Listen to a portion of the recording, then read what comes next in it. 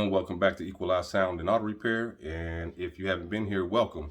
I'm Chris, and I'm doing a video today on a 2014 Hyundai Elantra. We're getting ready to place the front brake pads, and I'm going to show you the process to do that. And I'll be right back here in a minute to show you the tools that you're going to need, and we'll get started briefly. But this is the 4-cylinder, the dual overhead cam, 16 valve. So be right back, show you these tools, and we'll get to it. All right, so we back. Getting ready to put the pads on. So the tools that you're gonna need, like I said, we're gonna go over the tools. You're gonna need a 14 millimeter, probably a 3/8 ratchet. I will be using my Milwaukee 3/8 ratchet, and I will be using, well, I might not have to use this, but this is the 14 millimeter box end wrench, and it is a ratcheting box end wrench. And we're gonna use this specific brake caliper compressor. So you can find these on Amazon as well. I think they run you about 25 bucks, but this is not your traditional style. I bought this to work on a Camaro, and that's another video for you. But yeah, this is the only thing you can use that I know of so far for a Camaro. So, but they work with all other cars too. So I just wanted to show you guys this one versus the old brake pad kit. So let's get to it. All right, so you're gonna need the 14 millimeter. Always check your ratchet, right tight, lefty loosey. So we're going up, 14.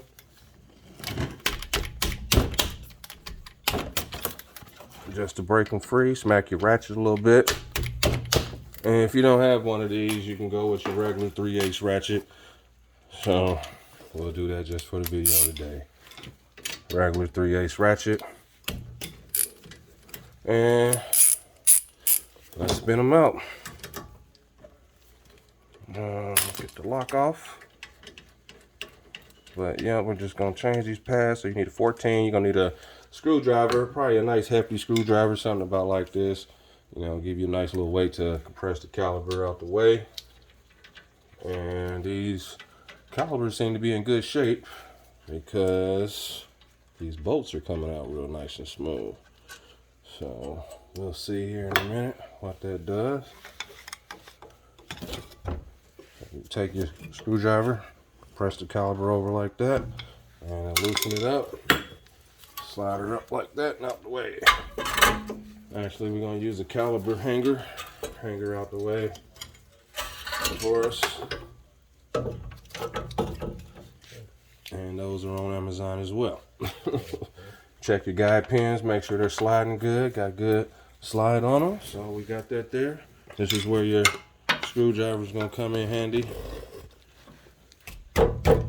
And you might need a mallet, and let me get one just because I don't want to hurt my hands.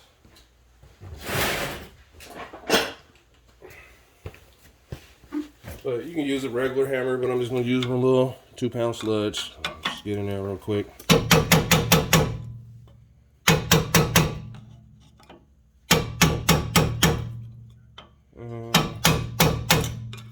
Almost there. Pretty resting.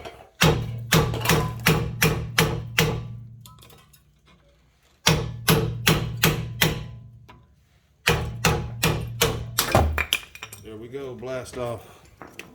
All right, so we're gonna have to get some rotors, so we're gonna probably have to do this job again within the next couple of days, just because we have thickness. This side is thicker than the other side, and the rotor's pretty bad. Nothing to be embarrassed about or anything like that. If it was your vehicle, it's just time does that and stuff gets old. But we're gonna put pads on this just so my friend is safe and he's able to drive and make it to work. And then this weekend we're gonna do this process again and put new rotors on it. So we already know this is what a bad rotor looks like. If you don't know, you can see it's chipping pretty bad, but over here is the issue, especially up here where the rotor, let's see where my camera's at, chipped right here. So you got your chips here where it's not safe anymore. So we're just gonna get by so he's safe, so he can make it to work, so we can do this again and getting back on the road nice and safe. So anyway, this is just to show you how to change it. So we're going to go ahead and continue the process because we know exactly what we have to do from here. All right, so pads, I think these may be seized up. This is from, yeah, I think they may be seized up as far as this crystal glaze. Put a nice little glaze on it. I don't think the caliber seized itself, but at some point something got locked up and did some extra damage because I only hit around the edge up here. So, yep, that's what it is. These chips have skipped and hit the rotor here.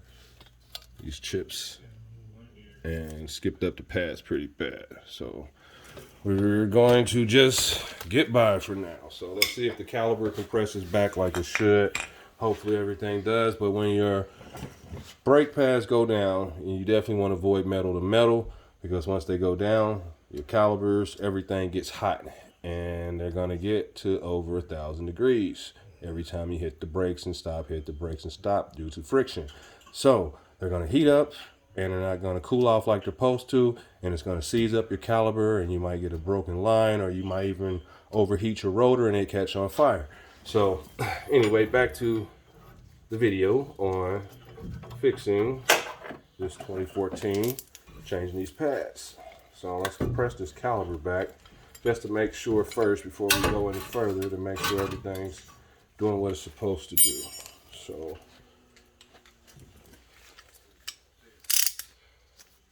we got our brake spreader. Let's see if this camera's in a good spot. I'll probably raise this up a little bit, about like that. And we got the spreader in here. And we're about to nose this caliber. And the caliber feels good. You want to be able to go back very smoothly. Because if it's not going back smooth, just like this, and you're trying to really press it real hard, that means there's something wrong and something's binding, and we usually have to replace the caliber. So we're getting this all the way back.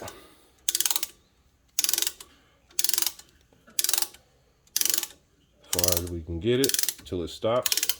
And there we go. We're going to leave that there for a second. We're going to get this other pad off.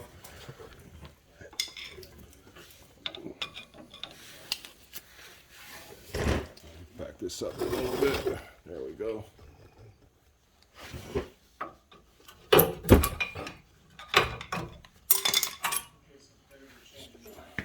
Brake came off. Let's put it back in.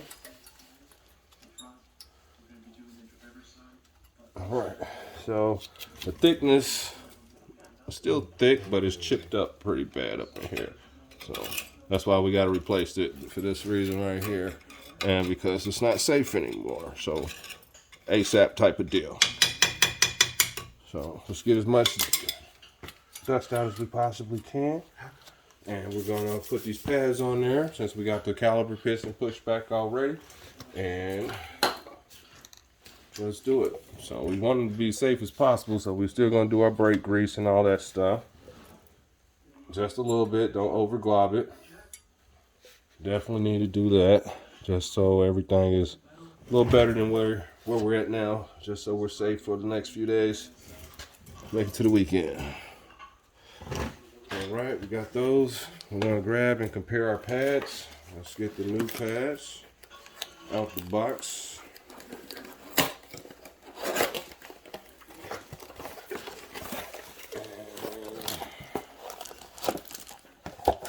Went to O'Reilly. We got the brake pads from O'Reilly.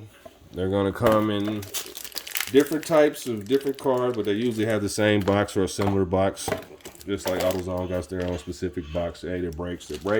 They stop the car, they do their job. And if they're under warranty, all that good stuff, I use them. But don't get the cheapest brakes. Always go mid-grade or better, because your life depends on stopping. So mid-grade or better. We're going to do the pad comparison. Old and new. Size difference. And just made them together. Make sure they're the same size. And your brake screamer goes on the back side. So over here, let's slide her in. 1, 2.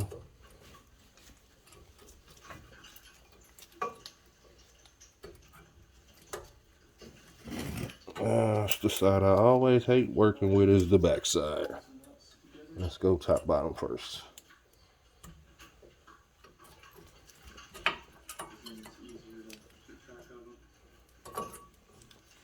Oh, that's what it is. So just this clip here.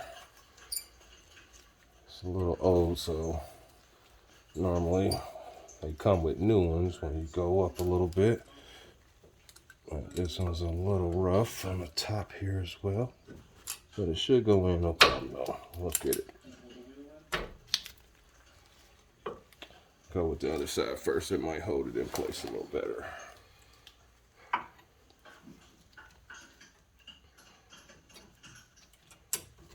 Always goes better on that side. Always does. So let's get that side. Plus I can't see like I want. So let's screw this side in. From the top. Let's go top bottom now.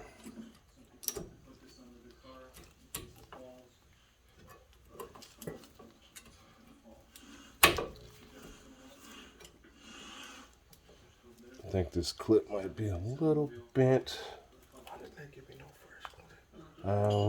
They usually do, man. Somebody could have been shady on the clips and took them out from a different box or something. Let me get this in here real quick because I'm struggling. It shouldn't be. And let's move this over here like this. So you guys can still see what I can't see. Let's move this down here so I can see a little better back in here.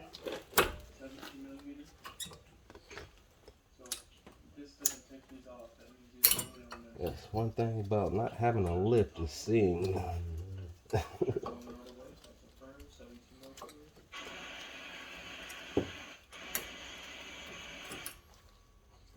usually just go in.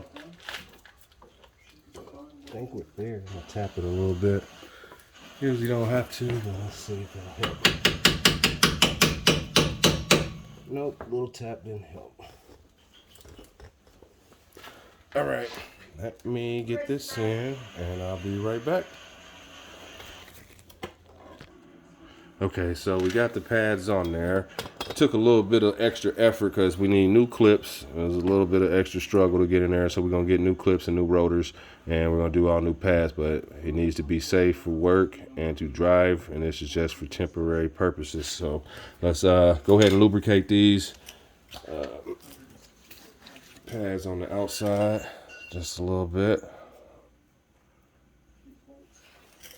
On this side as well. Just a little bit. You don't want it too sloppy because you will get road grime and all that stuff on here. And it's just going to get thick and then it'll start clogging up. Yeah, kind of getting thicker and thicker. Start to get all that sand and rocks and all that on there.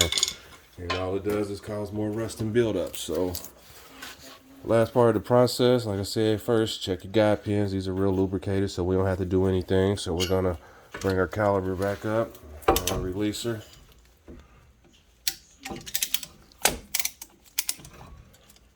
And slide that up out of there. And just to show you, since I'm dropping stuff, it comes with 2 plates. So you have a large plate for the front, and you remove this, it has a magnet on it, and then you have the small plate for the back calipers. So just wanted to show you that if you haven't seen one of these before. So after doing all that, we're gonna flip her back over, close her back up. You're gonna have to compress your slide pins. Slide this back a little bit. Press your slide pin so you can get your caliper adjusted. And after that, get you at least 1 bolt in. I usually do the top bolt first just to hold it in place. But since I did the bottom one, so yeah, I usually do the top one first, hold it so you don't have to hold the bottom and then it swings back out on you, because I'll just show you what I'm talking about. It'll just swing back out on you if you just do the bottom one first. But with gravity, you do the top first, put that in there to hold it, and you just come down and put your bottom one in. But it's good condition calipers. Just need some rotors, and I'm hand tighten these all the way, and sometimes you can't do that, but these are in excellent condition, and we are just about done. Tighten these down real quick, and then we will be. So this is basically the quickest way to do it. 2014 Hyundai Elantra. This is Chris for Equalize Sound and Auto Repair. Please like and subscribe. If you need to comment as well. Hope I didn't leave anything out. Like I said, I will be changing these brake pads again and new rotors on this on the weekend, but we just want to be safe for the road for the time being. So like I said, 2014 Hyundai Elantra front brake pad replacement, and I hope to see you on the next video. So this is Chris, Equalize Sound and Auto Repair. Thanks for watching, and I'm out.